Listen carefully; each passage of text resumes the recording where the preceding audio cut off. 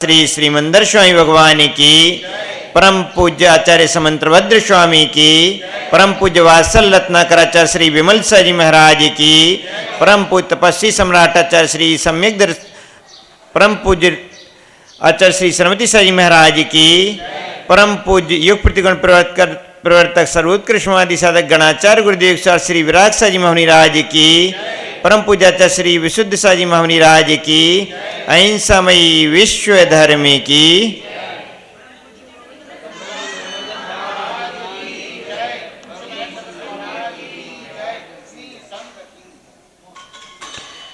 भवबंधु,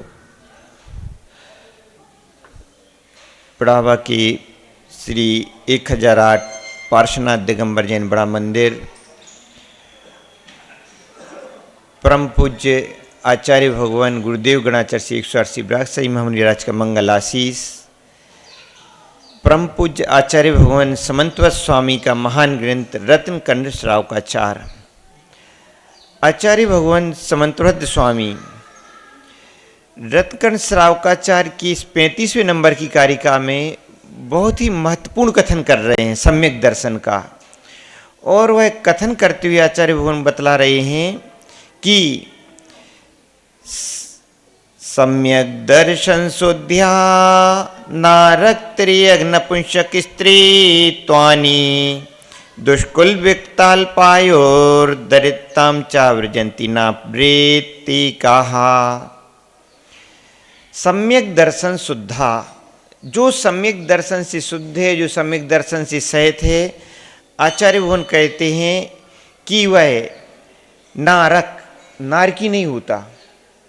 कभी भी सम्यक दृष्टि जीव जिसको जो सम्यक दर्शन से सहित है कभी भी नारकी नहीं होगा, त्रियक त्रियंच नहीं होगा, नपुंसक नहीं होगा, स्त्रीत्वानी स्त्री पर्याय को प्राप्त नहीं होगा, दुष्कुल कभी भी नीच कुल में उत्पन्न नहीं होगा, विकलांग नहीं होगा, अल्पायु वाला नहीं होगा, और दरिद्रपने को प्राप्त नहीं होते हैं, ऐसा आचार्य भगवान बतला रहे हैं। बंधु, सम्यक दर्शन की विशेषता होती है कि सम्यक दर्शन जिस जीव के लिए उत्पन्न हो जाता है वह जीव नारकी आदि त्रियंच आदि पर्यायों को प्राप्त नहीं होता। वर्तमान में भी पंचम काल चल रहा है। पंचम काल हुंडा और सर्पणी काल का पंचम काल। यहाँ पंचम काल में जिनका भी जन्म होता है वह मिथ्यात्व के साथ ही होता है। पंचम काल में कोई भी सम्यक दृष्टि जीव जन्म नहीं लेता है। अपना इतना दुर्भाग्य रहा कि अभी हम सभी मिथ्यात्व के साथ उत्पन्न हुए, लेकिन सौभाग्य इस बात का है कि अपना जैन धर्म में जन्म हुआ, जैन कुल में जन्म हुआ, और अब जैन कुल में जन्म को पा करके अब इस सौभाग्य को प्राप्त करना है कि सम्यक दर्शन को प्राप्त करना है। क्यों? यदि हमने सम्यक दर्शन को प्राप्त कर लिया तो आचार्य भगवान ने अभी जो जो स्थान बतलाए हैं इन स्थानों पर सम्यक दर्शन दृष्टि जीव कभी भी जन्म नहीं लेता। नारकी में कभी भी सम्यक दृष्टि जीव नरक में जन्म नहीं लेता, नारकी पर्याय को प्राप्त नहीं होता। लेकिन एक विशेषता यह है कि आयु का बंध नहीं हुआ हो। यदि सम्यक दर्शन होने के पहले आयु का बंध हो चुका है तो फिर जो इस आयु का बंध हो जाता है वह आयु टलती नहीं है। तो इतनी विशेषता अवश्य है कि यदि किसी जीव ने नरक आयु का बंध कर लिया मिथ्यात्व की अवस्था में और सम्यक दर्शन उसके पश्चात में हुआ है तो इतना अवश्य कि यदि उसने नीचे के नरकों की आयु का बंध किया है, जैसे दृष्टांत आता है राजा श्रेणिक का। राजा श्रेणिक के जीव ने जब मुनिराज यशोधर मुनिराज पर उपसर्ग किया और उन पर कुत्ते आदि छोड़े और इस प्रकार का जब उसने प्रयास किया तो उसके लिए 7वें नरक की आयु का बंध हुआ था। और एक बार तो उसने यह भी विचार बना लिया था कि हम इनको हत्या ही कर दें, लेकिन वह विचार करता है यदि मैं हत्या करूँगा तो फिर मेरे ऊपर बहुत बड़ा कलंक आएगा। तो फिर उसने क्या किया था कि उनके ऊपर शिकारी कुत्ते छोड़े, लेकिन शिकारी कुत्ते उनके प्रभाव उनको मुनिराज की ध्यान मुद्रा को देख करके वह वापस लौट आए।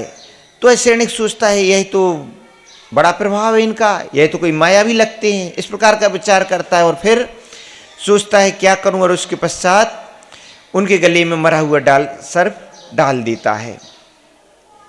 और उस समय उसके लिए 7वें नरक की आयु का बंध होता है।